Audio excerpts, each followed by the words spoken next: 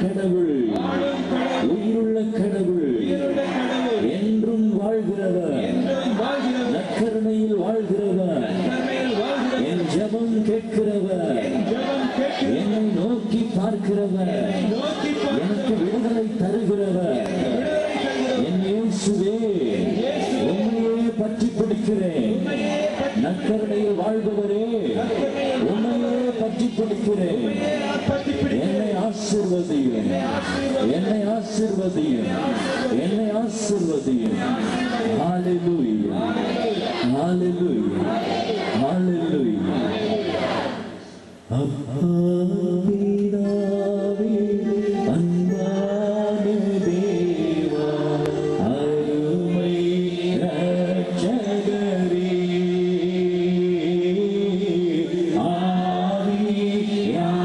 ஆவியானவரே,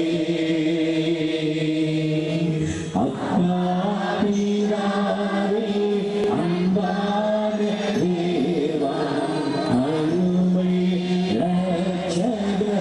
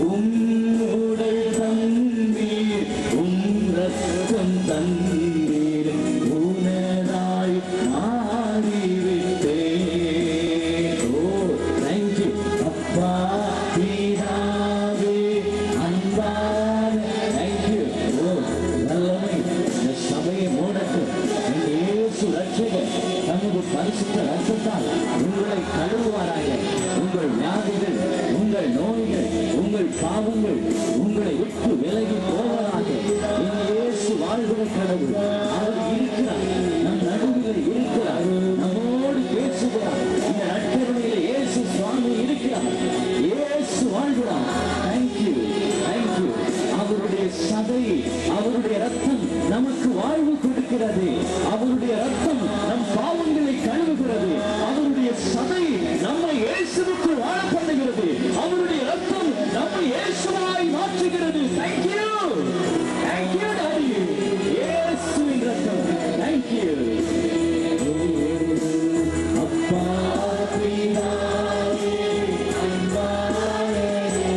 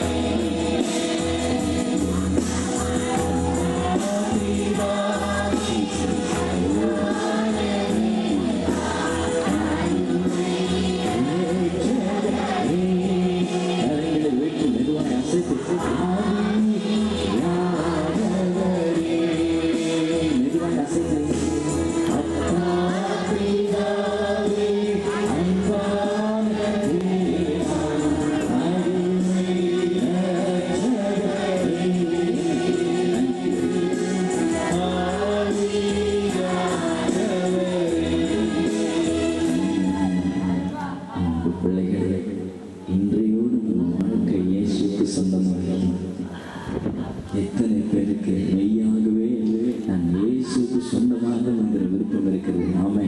அநேக பிள்ளைகள் இங்கே உங்கள் கரங்கள் எடுத்துங்க. ஆண்டவர் சந்தோஷப்படுவார். இன்றிலிருந்து நான் இயேசுவின் பிள்ளை. இன்றிலிருந்து நான் இயேசுவின் பிள்ளை. சொல்லுங்க, இன்றிலிருந்து நான் இயேசுவின் பிள்ளை. இன்றிலிருந்து நான் இயேசுவின் பிள்ளை. இயேசுவின் பிள்ளை. ஹல்லேலூயா, ஹல்லேலூயா, ஹல்லேலூயா.